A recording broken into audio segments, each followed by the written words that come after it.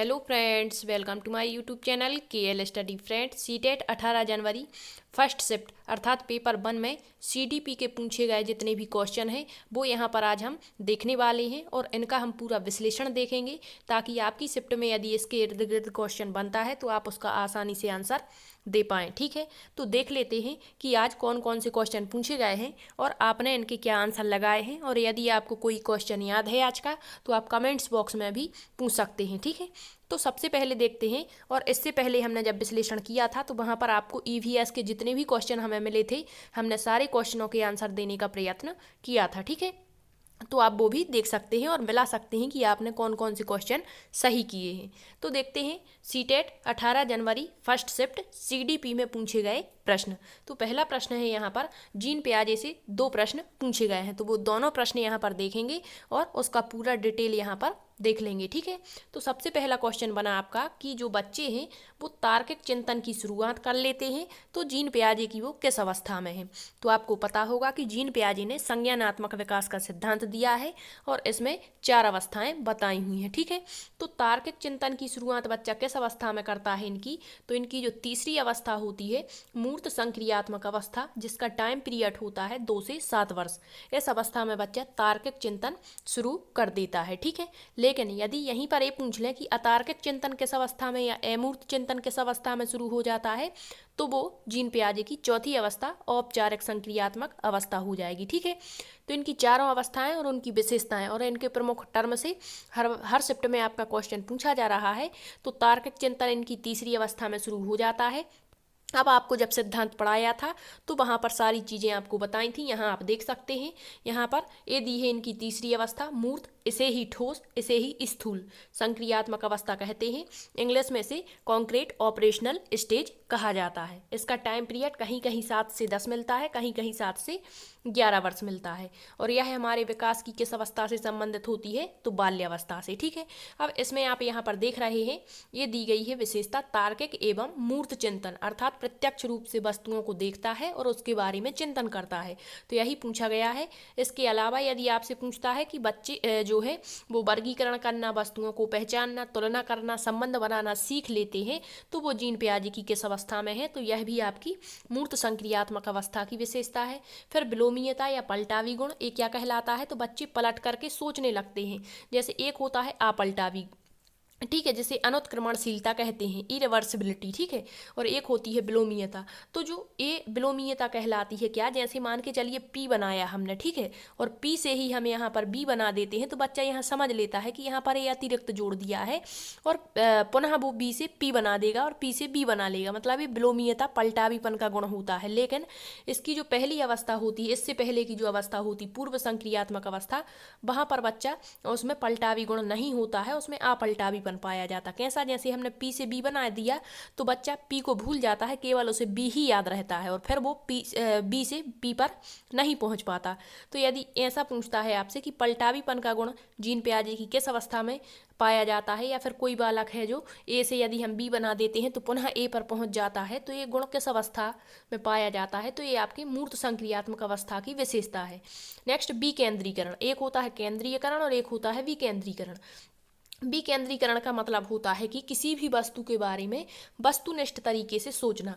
मतलब एक वस्तु के कई उपयोग हो सकते हैं। ठीक है, ऐसा नहीं होता कि केवल एक वस्तु का एक ही उपयोग होता है। यदि ऐसा बालक सोच रहा है, जैसे एक पेंसिल है तो पेंसिल का बच्चा एक ही उपयोग समझेगा कि इससे केवल हम लिख सकते हैं, तो ये कहलाता है केंद्रीकरण। ठीक है, जो कि आपकी पूर्व संक्रियात्मक अवस्था की विशेषता है। लेकिन यदि हम कह दें कि बच्चा जो है वो पेंसिल के कई उपयोग जानता है, इससे लिख भी सकते हैं, इससे कई नई चीज़ें बना सकते हैं, तो ये कहलाता है विकेंद्रीकरण। नेक्स्ट तार्किक और मूर्त चिंतन बता दिया। सादृश्यता मतलब समान समान वस्तुओं को बता देगा कि इनमें समानता क्या है। द्रव्यमान, संख्या, क्षेत्रफल, आयतन मतलब जितनी भी आपकी इकाई होती हैं, गणितीय इकाइयाँ, उनकी समझ यहाँ पर आ जाती है। संरक्षण की समझ आ जाती है। गणितीय संक्रियाओं की समझ, जोड़ घटा गुणा भाग की पूर्ण समझ यहाँ आ जाती है। पंक्तिबद्धता, क्रमबद्धता आ जाती है। बहुपद और विपरीत योग्यता का विकास यहाँ हो जाता है। नक्शे की जितनी भी मतलब यहाँ पर क्वेश्चन बनते हैं कि नक्शे की समझ, स्थानीय सोच, स्थान विस्तार, ये सारी चीज़ें मूर्त संक्रियात्मकता की विशेषताएं होती हैं।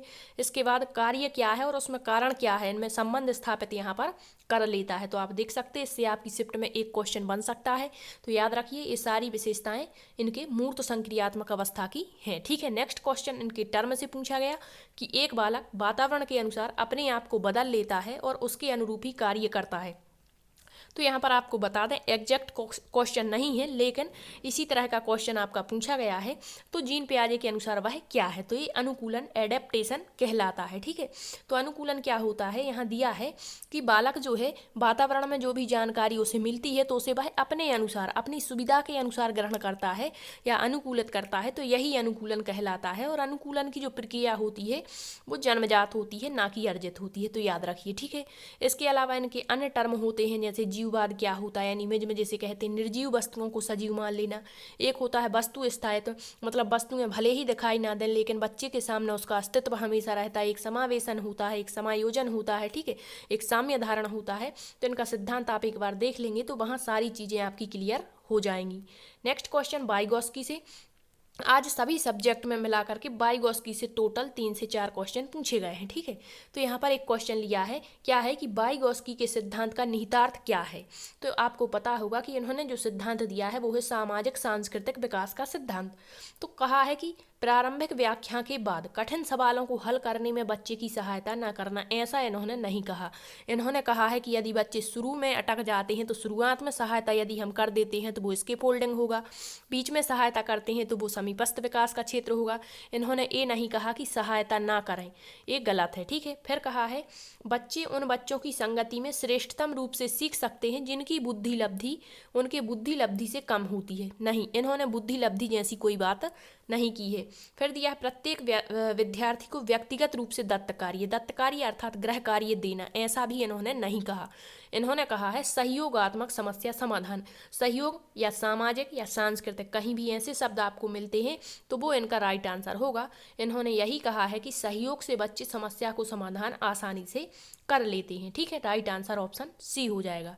नेक्स्ट है एक बालक माता पिता के साथ साथ पास पड़ोस से स्वयं की प्रशंसा सुनना चाहता है तो वह कोहल वर्ग की किस अवस्था का अनुसरण करेगा। तो कोहल वर्ग ने सिद्धांत दिया है नैतिक विकास का सिद्धांत। कभी कभी यही पूछ लेते हैं कि नैतिक विकास का सिद्धांत किससे संबंधित है, तो किससे, लॉरेंस कोहल वर्ग से। इन्होंने नैतिक विकास के सिद्धांत की 3 स्तर और 6 अवस्थाएं, एक शिफ्ट में यही क्वेश्चन पूछा गया था कि इन्होंने अपने सिद्धांत में कितनी अवस्थाएं बताई हैं। तो अवस्थाओं की बात करते हैं तो 6 और स्तर कितने, 3। तीनों स्तर में प्रत्येक स्तर में 2-2 अवस्थाएं होती हैं। इस प्रकार से टोटल अवस्थाओं की संख्या हो जाती है 6। तो यहाँ पूछा है स्वयं की प्रशंसा, तो इनकी पहली जो स्तर होता है इनका पहला वो होता है पूर्व परंपरागत स्तर। कौन सा होता है, पूर्व परंपरागत स्तर। ठीक है, फिर इसके बाद दूसरा होता है परंपरागत स्तर और परंपरागत स्तर। ठीक है, और तीसरा होता है इनका स्तर पश्चिम परंपरागत या उत्तर परंपरागत स्तर। अब प्रत्येक की अवस्थाएं होती हैं, तो पहला जो स्तर होता है इसकी 2 अवस्थाएं, दूसरे स्तर की 2 अवस्थाएं और तीसरे स्तर की 2 अवस्थाएं। तो आपको बता दें इनका जो दूसरा स्तर है परंपरागत स्तर, यहाँ पर एक अवस्था होती है अच्छा लड़का अच्छी लड़की, क्योंकि प्रशंसा सुनना चाहता है और सबके नज़रों में अच्छा बनना चाहता है। तो इसका राइट आंसर था अच्छा लड़का अच्छी लड़की अवस्था। अब देख लेते हैं इनकी दूसरी अवस्था, इसी को इंग्लिश में कन्वेंशनल स्टेज, पारंपरिक या परंपरागत अवस्था कहते हैं, अर्थात यह दूसरा स्तर है इनका, याद रखिए। ठीक है, अब इसकी 2 मतलब यह बाल्य अवस्था से संबंधित है। टाइम पीरियड 10 से 13 वर्ष होता है। तो यहाँ दिया है कि इस अवस्था में बालक सर्वाधिक नैतिक विकास होता है। मतलब यदि आपसे पूछता है कि बालक का सर्वाधिक विकास किस स्तर में होता है तो इनके दूसरे स्तर में।